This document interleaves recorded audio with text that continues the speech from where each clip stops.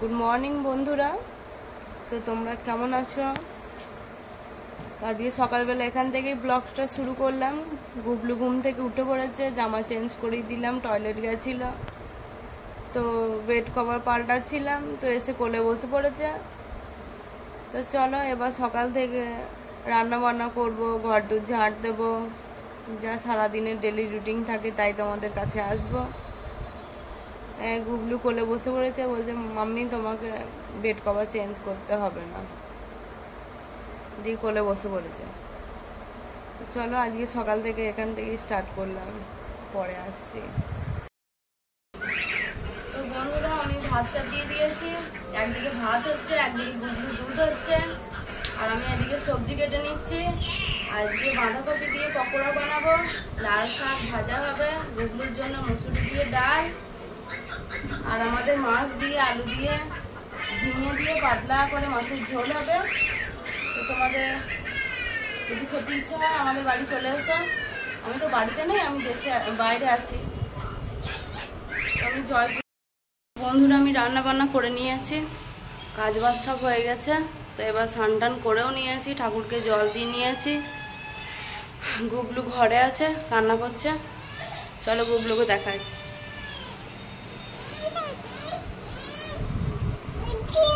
এই দেখো কাঁদছে, দেখো ভীষণ বদমাইশ করে। তো চলো গুবলুকে খাইয়ে দিই, আমি খাই, তারপরে পরে আসছি।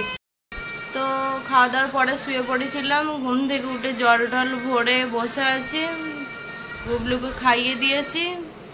ও এখন এই স্যান্ডোটা পরবে, তাই আমার সাথে বায়না করছে যে মাম্মি ওই স্যান্ডোটা পরিয়ে দাও।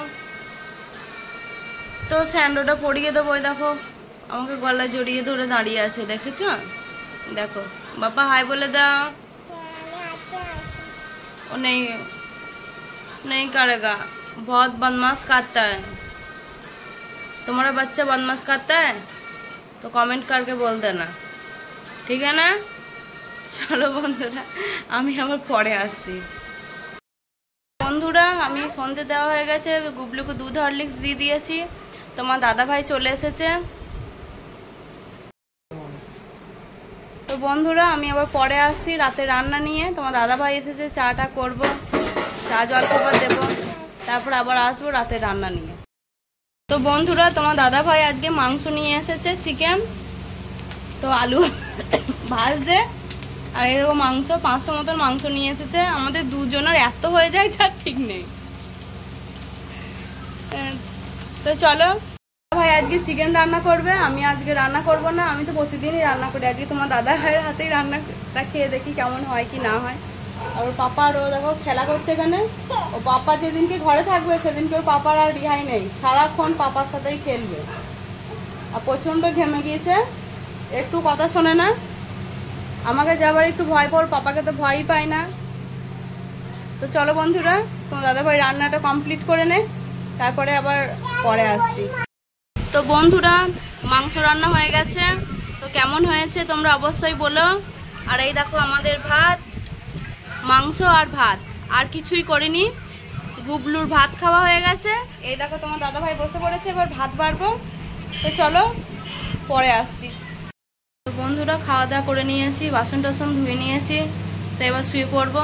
গুড নাইট, সবাই ভালো থেকো, শুভরাত্রি। চলো আবার পরের দিন ব্লগে আসবো।